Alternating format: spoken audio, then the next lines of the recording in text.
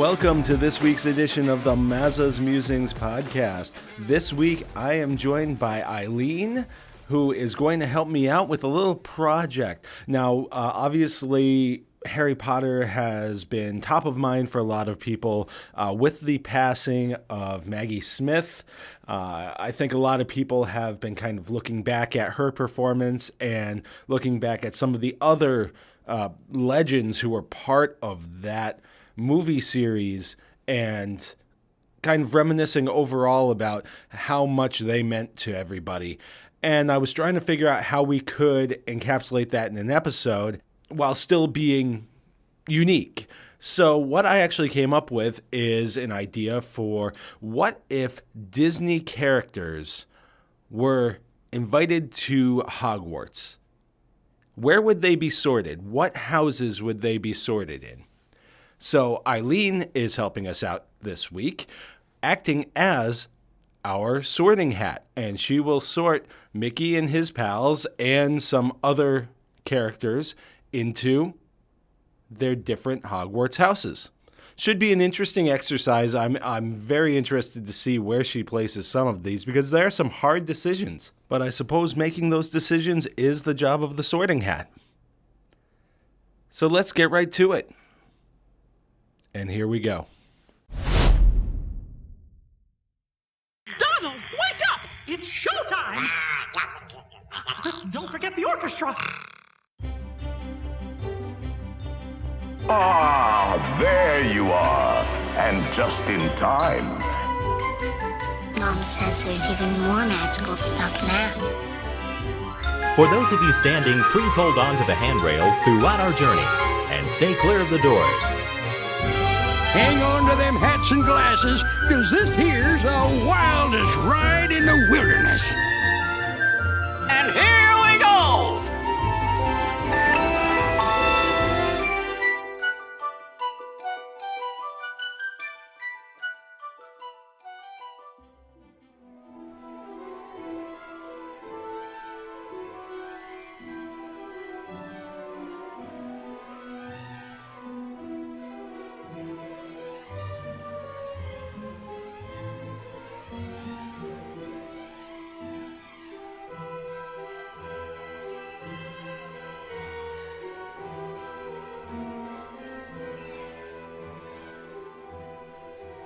All right, well, I am here with EIleen, who is helping me out today. Thank you. We are pivoting a little bit from what I initially had planned, so EIleen is filling in kind of under the gun a little bit, so thank you. I feel like I do that to you a lot. I'm like, hey, let's do this. You have 5 minutes to get ready. Let's go. And to be fair, I didn't have much more time than that to plan this one either. We're also recording a little bit earlier this week in the week because we have some things coming up later in the week. But so thank you very much for EIleen for helping us out. So basically what we're doing is, and this is an idea that came to mind because obviously Maggie Smith was the latest person from the cast of Harry Potter to pass away, and so with that in mind, I was thinking about some way that we could tie Harry Potter into the podcast. Now, I'm not a huge Harry Potter fan. I've seen all the movies. Usually after seeing one of the movies, you would explain to me exactly what I had seen because you are a big Harry Potter fan, having read entire books in a single sitting. Not in a single sitting. In 2 days. I can't take credit for doing it in a single sitting. I would have if I was not forced to put the book down because I was sobbing. Well, so EIleen is the household Harry Potter expert. So I thought it might be fun to kind of do a little crossover. We do a lot of Disney content on this podcast. We did some Harry Potter content in the last one because it was focused on Universal. But so it's kind of back to back with what we're doing here. But anyway, I thought it would be a fun crossover to kind of take a look at some of the Disney characters and see what houses they would fall into. And for those who are not terribly familiar like me, each house has, like, people in each house have certain characteristics, from what I understand. EIleen can probably explain it better, so take it away. I was going to say, I think you just need to clarify, too, that when they go to school, so when they are 11, that's when they get sorted into their house. Prior to that, you have no idea what house you're in. And so your house is really what defines you at Hogwarts. So I know that, most people are aware of that, but since you jumped over the whole school piece, and the houses are directly connected to school.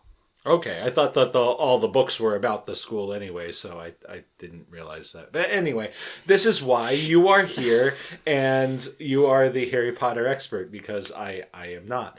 You don't find out your house until you get to school. Okay, so basically the premise here is these Disney characters, if you've seen the movies or read the books, you know that the way that they get sorted into their houses is this magic hat gets put on their head, and it kind of like reads their thoughts and figures out what kind of person they are, what traits they have, and declares what house they should go into. So in this exercise, EIleen is the hat. The sorting hat. The sorting hat. But I'm a lot prettier than the sorting hat. Yes, you are. And you have a nicer voice, too.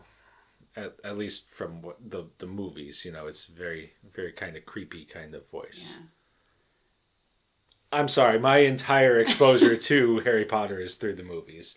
So, all right. So we're going to start with EIleen kind of explaining what the different houses, what the characteristics of the people who are sorted into the different houses, like what they are. Yeah, so the 4 houses, obviously Gryffindor is the best house. That is the house that Harry, Ron, and Hermione are all members of. So Gryffindor is the best house there is. I'm a Gryffindor. Anyone cool is a Gryffindor. And that's really, that's just, what do you call it? My prejudice. But so Gryffindors are known for their bravery, they're courageous, and they're determined. They are often very daring, chivalrous, and they are act now, think later people. So that's not you. No, but Gryffindor's the best, so that's why I'm a Gryffindor. No, in all actuality, I don't think I would not be sorted into Gryffindor. But that's where I'd want to be based on the books. So the Gryffindors also have a mascot of a lion. And as we're in with this podcast, since it is in mention of Maggie Smith, her character was the head of Gryffindor House. So Professor McGonagall was the head of Gryffindor House. So thinking about her especially, it's important to note that she's the head of that house. All right. The next house is Hufflepuff. And let's face it. Nobody wants to be a Hufflepuff. But that's not true, because Cedric Diggory was a Hufflepuff. And he was obviously an important character in the 4th book. And Destiny, one of our guests on the podcast last week, also, and her daughter is a Hufflepuff. Right? Yeah, so I think Hufflepuff gets a bad rap because, and it's really, I think you and I were talking recently, honestly, Hufflepuff is what I would want for my child. They're hardworking, they're patient, they're loyal, they're humble, they're fair, they're nice. So all those like characteristics that you think of like as a good person, that's what a Hufflepuff is. But their mascot is a badger, and Professor Sprout is their head of house. So she's the one, is it herbology, I believe? She teaches herbology.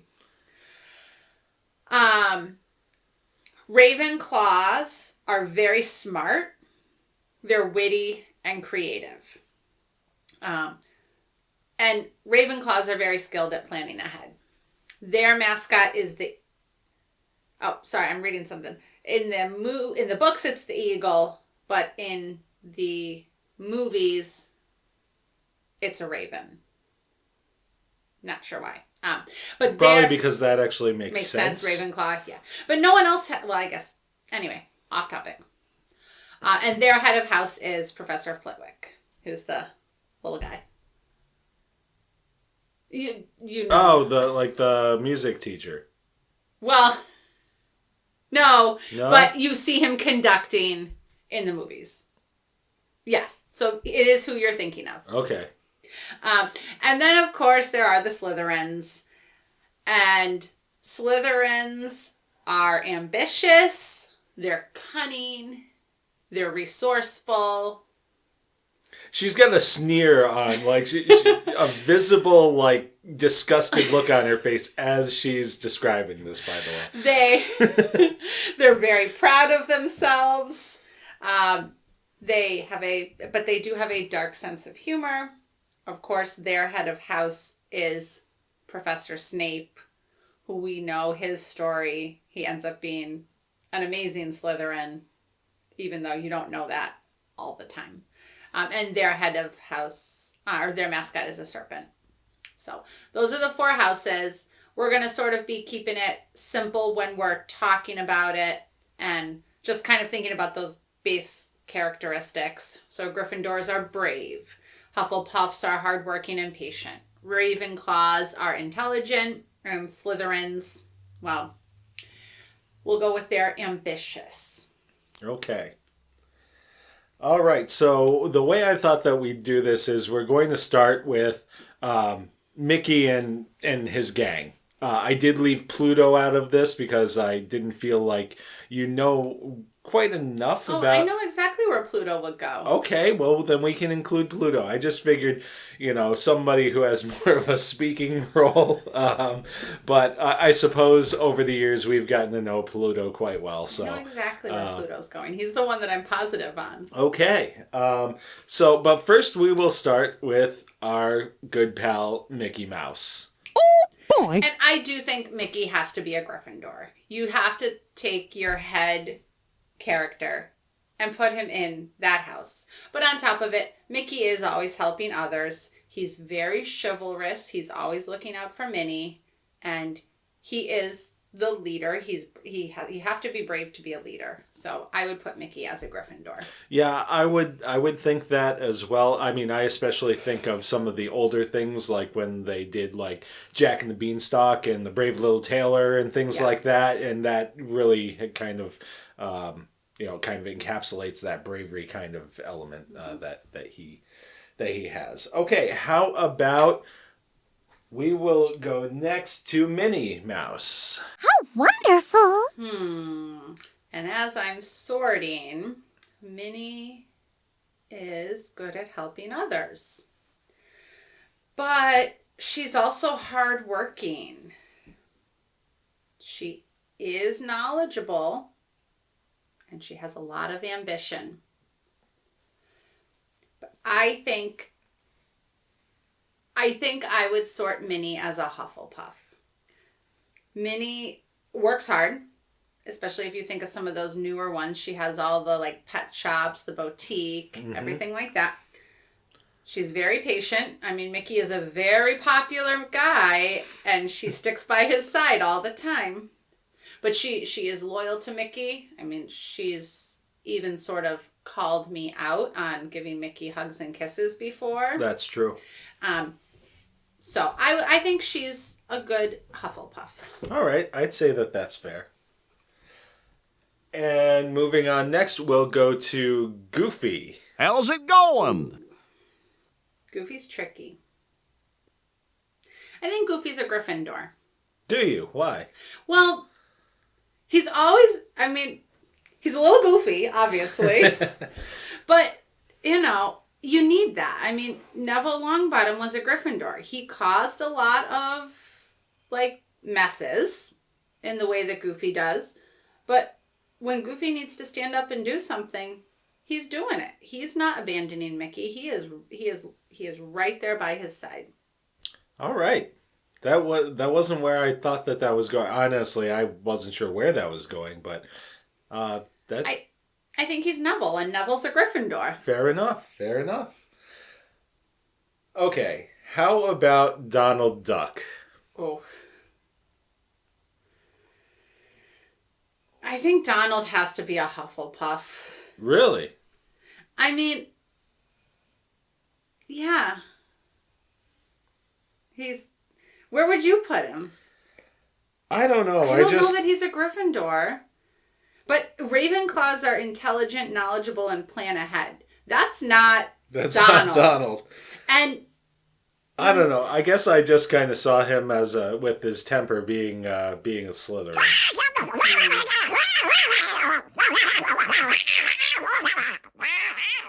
You can have a temper. Like, he's not doing anything to try and harm anyone. Like, and is Donald really that ambitious? I mean, I don't know. Yeah. I mean, you can certainly disagree, but that's fine. I would put him there. You're the sorting hat, so... And I mean, the sorting hat does say they make mistakes sometimes, or have multiple places that they could put them. And so I think that's a case of Donald wouldn't want to be a Slytherin. So he in his brain would be saying, much like Harry did, he didn't want to be in Slytherin. All right. And the last of the... Well, no, not the last of the game, because we decided we are including Pluto. But we'll go with Daisy. Oh, goody goody. I think Daisy's a Ravenclaw. So Ravenclaws are intelligent, knowledgeable, but they plan ahead. And Daisy's the one that's taking care of that relationship. We've seen it. So I think she's got that knowledge. Again, she works very closely with Minnie. So Daisy's going to Ravenclaw. She's our first Ravenclaw. Yeah, I think we certainly saw that on display at the Topolino's brunch, where she was trying like heck to keep track of Donald, who was all over the place. All right, and since we've added him to the list, Pluto. Pluto's a Hufflepuff. 100%. He is the most loyal pet.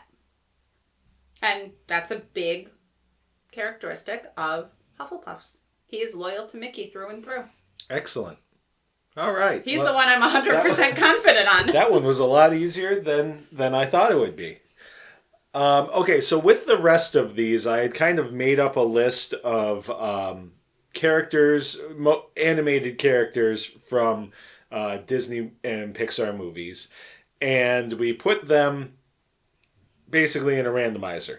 So there's a list of, I think, because we're not going to go through all 45 of these names. No, I didn't know it was in a random. Okay. Now, first off, if there are any on this list that you want to address, like explain. No, like if there are any that you don't want in the randomizer now, and you say I definitely want to, to put this person in a house because I have an opinion on this, because you did have a chance to at least look at this list in advance. No, we'll do it if there's anyone missing at the end. I will. Okay, that we've skipped. That sounds fair. Like you're kind of hearing us work this out on the fly, because this was a loose concept that I had at like breakfast time, and didn't really have time to flesh it out during the day at work. So we've kind of just been throwing it all together all at once here after Megan was bathed and put to bed. All right. So the first name on the list for the randomizer is Flounder. Oh man, that's a tough one to start. Flounder's a Hufflepuff. He's just, I mean, in my head, I don't know, he looks like a Hufflepuff. I can't really explain it, but obviously he has to be patient. As nervous as he is patient. And I mean, you have to follow around Ariel, you have to deal with that. And he is so loyal to her. He stuck with Ariel after she almost got him eaten by a shark. I mean, yeah, I'd say that he's illustrates. A Hufflepuff. Alrighty. That was actually easier than you thought right off the bat. Yeah, it's good to start with an easy one. And I don't know what looks Hufflepuff means, but I just picture him as that's what a Hufflepuff looks like. All right, and the next one is Belle. You have a library? Ooh, Belle's a Ravenclaw. with all her books, her knowledge, she's always reading. She's a Ravenclaw. Alrighty. Am I doing it okay? Do I need to? Yeah, absolutely. Some may need more explaining than others, but yeah, I think that one's pretty self-explanatory. And for the next one, we have Anna. Not you're awkward, but just because I'm awkward. You're gorgeous. Wait, what? So the Sorting Hat is saying that obviously Anna is very brave, which is a characteristic of Gryffindors. But she is unbelievably loyal to her sister. Anna's a Gryffindor. I was going to say, I think that she's a Gryffindor as well. Because just because loyalty is one of the profound characteristics of one house, that doesn't mean that the other house, members of the other house are devoid of it. So I think that she could have gone into either of those houses, but she has those characteristics and that personality that I could see being in Gryffindor. All right, the next one is Peter Pan. So Peter Pan. I've got my idea on this one. I think Peter Pan is a Slytherin. Yeah, I thought so too. Yep. A lot of the things that he does are for his own benefit. Mm-hmm. He has that cunning personality, though.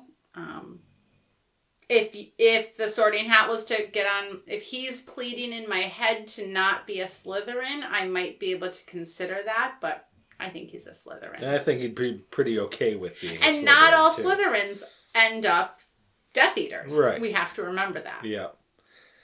What is it? That there's no bad ones that didn't come from Slytherin, but that doesn't mean that they're all bad. I mean, again, right? we look at Snape. He risked his life. He really could have been a Gryffindor, but he was a Slytherin. All right, the next one is Isabella. Did someone say flowers? Isabella! Whew. I think... It could go any way. This is a hard one, right? I think that I'm going to put Isabella as a Gryffindor. Okay, why? A lot of, especially when we think about as we get to know her throughout the movie, a lot of what she is doing is for other people. She talks about how, she's only getting married because she wants to help the family.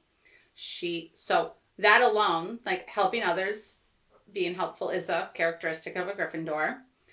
And I think that she's kind of one of those quiet characters who has that internal struggle throughout, as all the characters do. But I think that she fits as a Gryffindor. Alrighty, so we've gone through 5 of these at this point. Do you want to do 5 more and see where we are? Sure. At that point? Alright. So the next one, stepping up to the, I don't know, it's just a seat that they're sitting in. You walk up, yep, you get your name called. Is Timon. What do you want me to do? Dress and drag and do the hula? Oh, boy. I think Timon's a Slytherin. See, I'm not saying anything because I don't want to influence but I was thinking the same thing, that ultimately... he's out for his own good. That's part of what makes it so profound when he shows up, for that final battle, because that's definitely not his scene. No, it's not. But again, just because you're in that house doesn't mean, or any of the houses, doesn't mean those are your only character traits. Yeah, but yeah, he's definitely someone who's, especially early in that movie, inwardly focused. Yes. Even his relationship with Pumbaa is really, for his benefit. Yes. Alrighty, and now we have Jafar. A snake, am I? Perhaps you'd like to see how snake-like I can be. Slytherin. That's an easy nothing one. Nothing to say on that. His staff is a snake. He turns into a snake. I mean, that, Slytherin. Beyond And he's all one the of those Death Eater Slytherins, not the ones who have some hope. Ooh, here's a good one. Mufasa. Look, Simba. Everything the light touches is our kingdom. He has to be a Gryffindor. He's so brave. There's the obvious choice there. Which... I was debating like a Ravenclaw because again he is, his knowledge, he's the king. But because he's the king, that also makes him he's Gryffindor. He's Gryffindor. Alrighty. Another interesting one, Jasmine. Which Jasmine? No, I guess we'll just go Jasmine in general. Because Jasmine in the live action has a lot of different character traits. Well, I said in the beginning that these were the animated movies, okay. So we'll stick to that. We won't get too muddied with, Yes, there are some live action. I think I'm still going to put her in Ravenclaw. Especially as the animated movies go on and they have sequels and stuff like that. When the movies first start, obviously she's sort of just this little girl who's doing whatever her father wants. But she really sort of takes on that role. We know she's intelligent because she, yeah. I don't think she really is someone who's just doing what her father wants. That's kind of her thing, is she doesn't want to do that. How dare you, all of you, standing around deciding my future? I am not a prize to be won. Well, yeah, I guess I guess she hits the point where she says, I'm not doing that anymore. She ran away, in the first, 15 minutes of the movie. Okay, so I guess not in the movie, but you know that for a long time you're led to believe that she's just done what was expected of her. Sure, yeah. But no, I think I'm going to put her a Ravenclaw. Alrighty. And spinning the wheel once again. Yes, nobody can see this, but there is an actual wheel that I am spinning here.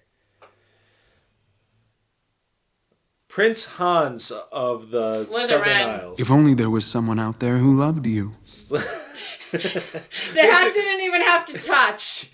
Basically, all of the bad guys are Slytherin. I don't know about that. I can't promise that because but I mean, he's just pure evil. He's manipulative. He's deceitful. He's out for his own gain. He's a liar. The hat didn't even have to go on his head. He's a Slytherin. Alrighty. He's like Draco. Actually, no. Draco sort of has a character arc as it goes on. But he's like young Draco. Right. The hat doesn't even have to go on Draco's head to say Slytherin. Alrighty, so we've done another 5. Do we want to keep going, or? Yeah, let's do it. Let's do 5 more. 5 more, okay. I don't know how long you want your podcast to be, but I can definitely do a few more.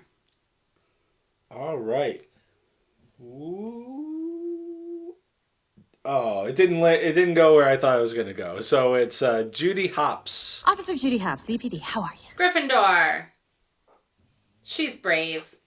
She really could be any of those top 3 houses, Gryffindor, Hufflepuff, or Ravenclaw.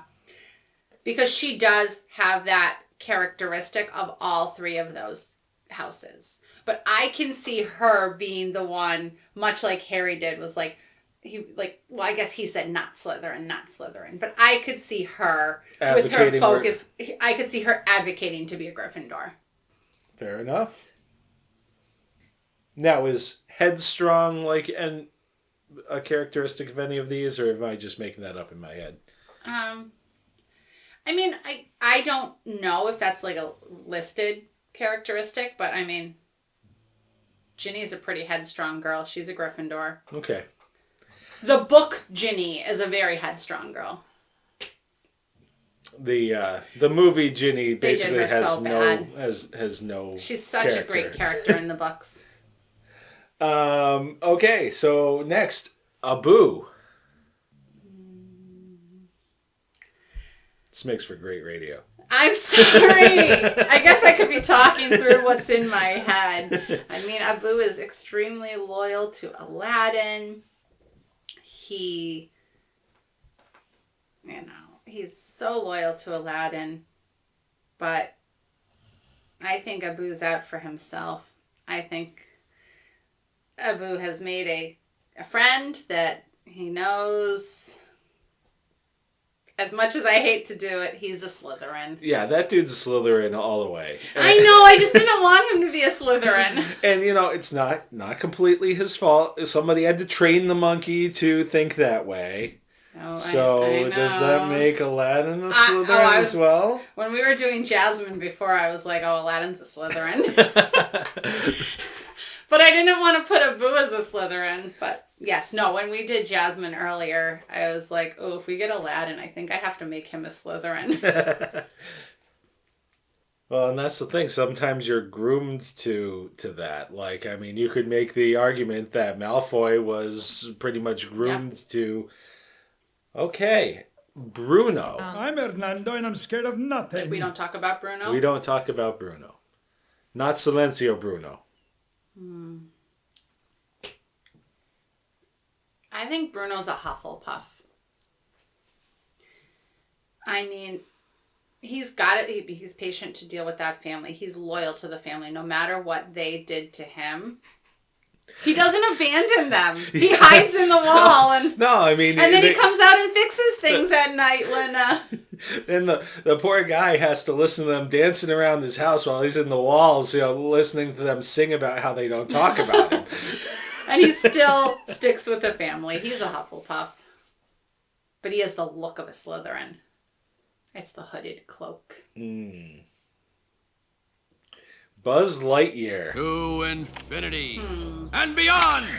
This one's a little tough because he does have like such a character development, like even in the first movie alone, but like, throughout the series. I mean, I almost think like in that movie, I'm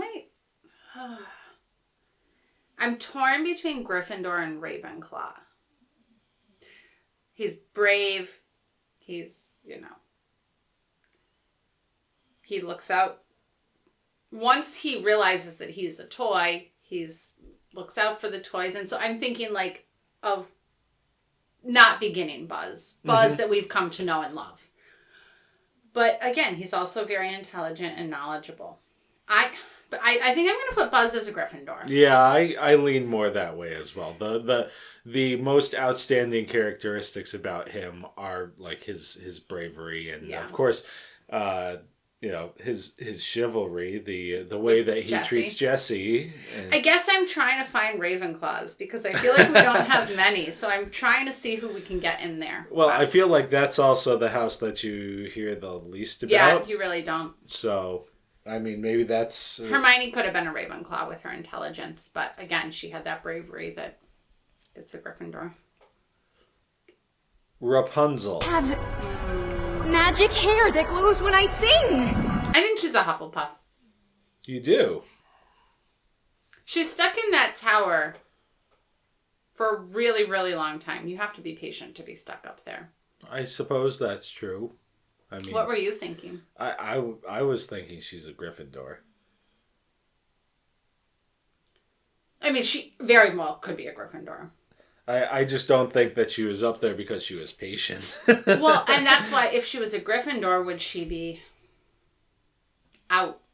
I mean, I guess... Well, here's the thing. I think of it this way. The Rapunzel that we see in the movie is showing that bravery. And I kind of think of it the same way, like, she's essentially a captive. Harry Potter was essentially a captive. He didn't, run away from...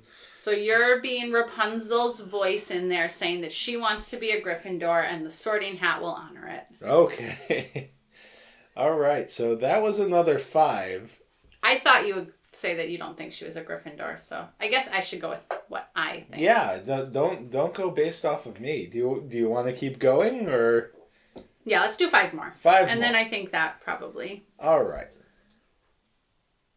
Oh, here's the one we've been waiting for.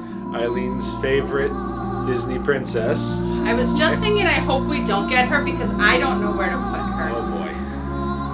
Well, it is Ariel. I really, when you said 5 more, I'm like, oh, I hope we don't get Ariel because I don't know where I would put her. Like, I'm a little torn. Like, she's not a Gryffindor, I don't think. She's not going in Slytherin, despite the fact that she's sort of like... I think that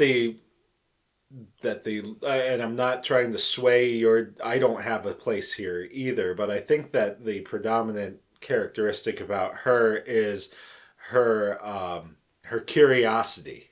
Yeah. You know, her thirst for knowledge. She's that Ravenclaw then. She's seeking intelligence. She's seeking answers. Okay. Yeah. So we'll put her as a Ravenclaw. She really, she has characteristics that could go in a few different places. But I don't think she has those dominant characteristics in those places. So we're following up Ariel with Ursula. Slytherin.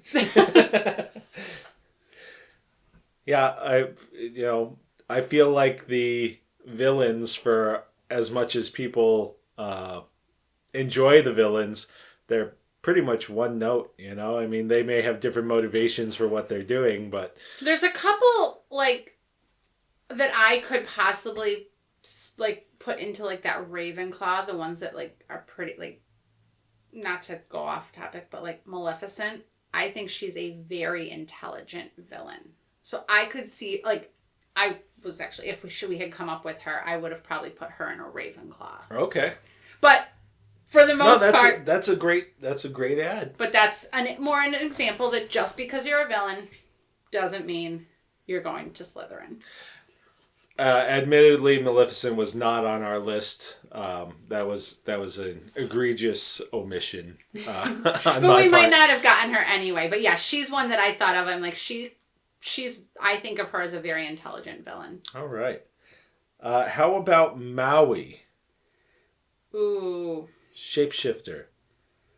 Demigod of the, Wind and Sea? I mean, Maui's all out for himself, but I think he's too nice to be a Slytherin. Am I allowed to do that? Be like, I like him, so he's not going in Slytherin? Feel like that would be cheating a little bit. It says that Ravenclaws have wit. Okay. So can I put him in Ravenclaw instead? Sure, absolutely. Because Maui might be like, put me in Slytherin. I'm going to be the best Slytherin there ever was. That's very possible too. But the Sorting Hat doesn't want him as a Slytherin. Alrighty, and Sully. Like from Monsters Inc.? From Monsters Inc. He's a Hufflepuff. He's so cuddly, and I don't know why I think of... The same thing with Flounder. I'm like, Flounder looks like a Hufflepuff. Sully looks like a Hufflepuff. He's patient, he's loyal, he works hard. He's a Hufflepuff. Okay. I also don't know why I use that, Hufflepuff voice. But I think I have for a few of them. Alrighty, and our last spin of the wheel for the evening is going to be Flynn Rider. Not bad with the ladies either. Not that he'd ever brag about it, of course. Ooh, he's a... Is he another one of those Slytherins that you don't want to be Slytherin? No, he's a Slytherin. Okay. But he's a Slytherin that finds his way. And he comes out okay. I'm not saying he's like Severus Snape level of coming out okay. But he redeems himself. He's put in Slytherin because he has a lot of those characteristics. But he redeems himself. Alrighty. Well, thank you, Sorting Hat, for sorting out our newest members of the Hogwarts family from the world of Disney. This was fun. I think that you had some fun with this too. Yeah, that was enjoyable. we did have another 25 names that we didn't get through. Well, that could have gone on for a long time. But I think that we had a pretty good representative sample of a few different eras of Disney character as well. So and the houses, we had every house that had at least 2 people in it. Alrighty, so if you have any ideas or opinions that differ on any of the selections that the Sorting Hat had, you can feel free to hit us up on social media or send me an email at mazasmusings@gmail.com, and we'll be happy to read your feedback and responses on a future podcast. So again, EIleen, thank you very much for bailing me out here with a short notice episode with a thrown together topic at the last minute. I mean, anything for, my 5 listeners. Well, I might be able to recruit a few more if it's about Harry Potter sorting houses. But no, I was going to say, like, in the Harry Potter movies, Maggie Smith was one of the characters that was just such a standout. And so many of the lines that stick out to me in the movies are ones that she said. So. And I think in general, she, in a lot of different roles, was really great. I first got to know her when she played Wendy in Hook, the Steven Spielberg movie, which I think is one of his more underrated films, and also one of John Williams' most underrated scores. We had Hook in our marching band, in our marching show, though. And so I've seen her and gotten to appreciate her in a small sample of her very long and illustrious career, and I always thought that she did a really great job of really personifying whatever role she took on, and that included Professor McGonagall, who was someone that I didn't read the books, but from everything that I've been told, she encapsulated the character the way that a lot of people envisioned in their minds when they read the book. 100%. She was one of, I don't think they could have cast that any better, and she played exactly who she was in the books. What I pictured her to look like, that's exactly what she came out as. And of course, I don't mean to disparage my audience. There's more than 5 of you, and I'm very happy to have you all and appreciative. We've done very well in building up this little podcast to have a nice audience, and we appreciate each and every one of you. So I don't want to seem ungrateful. Yeah, I was gonna say, don't discount yourself. Well, thank you again, EIleen, and thank you everybody for listening. And we'll see you next week. Bye.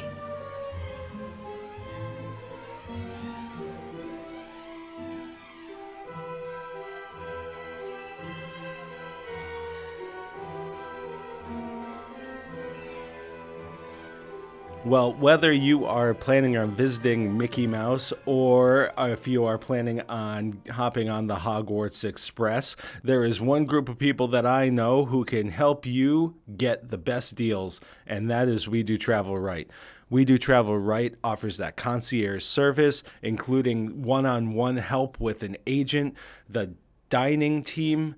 They do all kinds of seminars and study halls so that you know how to get the best experience out of your vacation. And the best part about all of it is they do it for free. That's right, you do not pay anything extra for this service because Disney or Universal or cruise lines or all-inclusive resorts pay We Do Travel Right for you. The pricing for those services are built into those companies' prices. So you're paying for the use of an agent, whether you use one or not. So it just makes sense to use one. If you want to get the best deal and get the best information on how to make your vacation extra special and extra magical, talk to We Do Travel Right today. you can go to wedotravelright.com/Mazza. That's wedotravelright.com/MAZA to get your free quote and get your magical vacation started today. Now I can't do any more damage around this popsicle stand. So long, partner. See you real soon.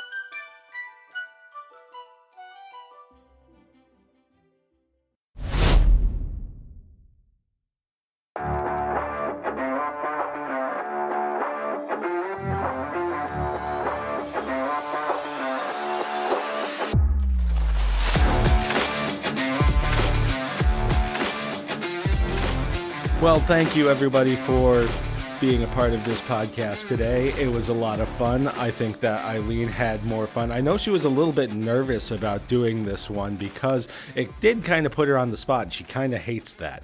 But I thought that she did a great job as our sorting hat, so thank you very much, EIleen. And thank you everybody who has been listening, who has left a rating or review, or has shared our social media, or interacted with us on our social media, or sent an email just to say hi or to provide some feedback. All of it is very, very much appreciated. If you are looking for us on social media, we have the Mazza's Musings podcast Facebook page. We are also on X, formerly Twitter, and Instagram and Threads at Mazza's Musings Pod. And you can also connect with us by going straight to our website, mazasmusings.wordpress.com, or you can email us directly at mazasmusings@gmail.com. All great ways to get in touch. I'm really appreciative for all of the feedback we have gotten. And of course, the number one way to help this podcast grow is to let people know about it. If you haven't left a rating and review, please do so. That helps us with the algorithms that help boost us in various podcatchers rankings and things like that. We've done very well with Good Pods. We actually reached number 5 on last week's weekly list for indie leisure podcasts. So thank you very much to everybody who has been listening. And if you haven't checked out Good Pods, it really is a great service for exploring and finding new shows to listen, and a great way you can even leave a review on specific episodes. If there's an episode that you really loved or had some feedback on, you can leave it right there. You can also comment on our episodes on Spotify. Spotify on the app has a area where you can leave comments, and we will read them on a future podcast. And if you really love what we're doing here and want to find another way to support us, you can buy us a blue milk. Now, some people have been a little bit confused by what this is. It's actually, there is a thing called Buy Me a Coffee. We decided that we're going to put a Star Wars spin on it and call it a blue milk. It's a completely optional way to give some monetary support to this podcast, which will help us be able to do some new things that we would love to be able to do. It's no obligation, no anything like that. We appreciate it if you do take part. If not, we appreciate your listenership. I think that about does it for this episode. I hope you all have a magical weekend and a great week. That might have been your least awkward goodbye. I mean, I feel like I never, what do I say? Great talking to you. Do I say, I just feel like saying bye is... Oh, okay, Chris. See you later.